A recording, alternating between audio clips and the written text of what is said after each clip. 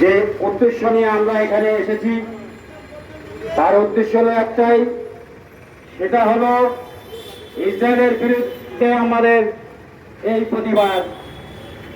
Israel আমার মুসলমান মা বোনদের নির্মমভাবে খুনি করে এর বিরুদ্ধে আজকে আমাদের এই প্রতিবাদ। আমাদের প্রতিবাদ মুসলিম বিশ্বের উপর যে নির্মম নির্যাতন এবং হত্যার মানবীয় নীলা চলছে তার বিরুদ্ধে প্রতিবাদ। আমরা সকল মুসলিম উম্মার প্রতি আহ্বান জানাব, আমাদের এখন আর ঘরে বসে থাকার সময় নেই। আমাদের মুসলিম ভাই বোনদের উপর যে নির্যাতন চলা হচ্ছে তার বিরুদ্ধে সমগ্র মুসলিমবাসীকে ঐক্যবদ্ধ হতে হবে এবং ইহুদিদের নাম নিশানা এই পৃথিবীর মাটি থেকে মুছে ফেলতে হবে। সংগ্রামী বন্ধুরা আমার, আপনারা জানেন সেই 1700 খ্রিস্টাব্দ থেকে যেই ষড়যন্ত্র হয়েছিল, সেই ষড়যন্ত্রের মাধ্যমে অগণিত লক্ষ লক্ষ মুসলিম ভাই বোনদের হত্যা করেছে ইসরায়েল। সেই ইসরায়েলের বিরুদ্ধে আজকের আমাদের যেই গণবিপ্লব, এরই উদ্যোগ হল ইহুদিদের যে নির্মম নির্যাতন।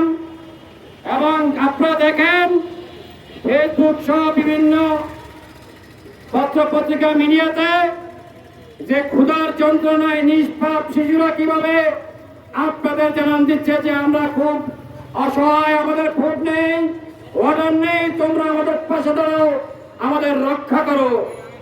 তাই আমরা হয়তো কিছু করতে পারবো না, কিন্তু এই ইহুদিদের বিরুদ্ধে সারা বিশ্ববাসীকে আহ্বান জানাতে পারবো যে এই নরপিশাচ খনি ইহুদিদের বিরুদ্ধে আমাদের সকল মুসলিমবাসী, সকল মুসলিম উম্মাহ ঐক্যবদ্ধ হতে পারলে আমরা এই যুদ্ধের বিরতি সমাপ্তি করতে পারবো।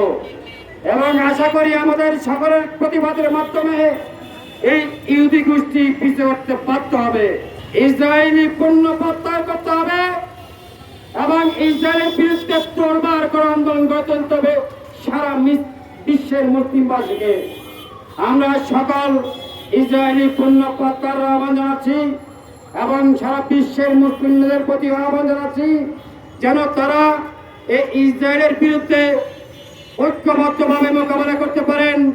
আমি আরেকটি কথা বলবো, 1992 সালে তৎকালীন আমেরিকান রাষ্ট্রপতি জনাব বিল ক্লিন্টন সাহেব তিনি একটি সমাধান পথ খুঁজে একটি আলোচনার চেষ্টা করেছিলেন, কিন্তু এই ইহুদি এই ইসরায়েলি তা প্রত্যাখ্যান করেছিল। আমি আহ্বান করব বিশ্ব নেতাদের প্রতি এবং আন্তর্জাতিক মহলের প্রতি, আপনারা আর কারণ বিলোপন না করে এই যুদ্ধবিরতির ব্যবস্থা করুন এবং তাদেরকে ইতিহাস থেকে এই ইসরায়েলকে নিচ্ছিন্ন করে দিন। তা নাহলে একদিন আপনাদের সেই উপলেখাদের জবাবদিহি করতে হবে।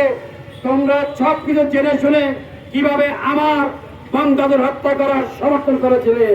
আমি শুধু আরেকটি কথা বলবো, বর্তমান আমেরিকান রাষ্ট্রপতি ডোনাল্ড ট্রাম্প, আপনি সারা বিশ্বের অভিভাবক হিসাবে মানবতার ফেরিওয়ালা যদি নিজেকে মনে করেন তাহলে এই যুদ্ধবিরতির সমর্থন করার জন্য আপনার মাধ্যমে উদ্যোগ গ্রহণ করবেন। আমি আশা করি বাংলাদেশের মানুষের পক্ষ থেকে আপনাকে আহ্বান করব, আপনি অবিলম্বে দ্রুত সময়ের মাধ্যমে এই ইসরায়েলকে নিষিদ্ধ ঘোষণা করবেন এবং এই যুদ্ধবিরতির আহ্বান করবেন। আমরা সবাই আপনাকে সমর্থন করব। যদি তারা না করেন হয়তো এমন একদিন আসতে পারে সারা বিশ্বের মুসলিম আপনার বিরুদ্ধেও আন্দোলন করতে হতে পারে। তবে মনে রাখবেন, যদি আমার মুসলমান ভাইদের রক্তে নিয়ে আর কোনো খেলা করার চেষ্টা করা হয়, যদি আপনি এখানে সব কিছু স্থগিত না করেন, যদি যুদ্ধবিরতি না করেন, তাহলে সারা বিশ্বের মুসলিম ঐক্যবদ্ধভাবে আপনাদের পৃথিবীর মানচিত্র থেকে মুছে ফেলবে ইনশাআল্লাহ।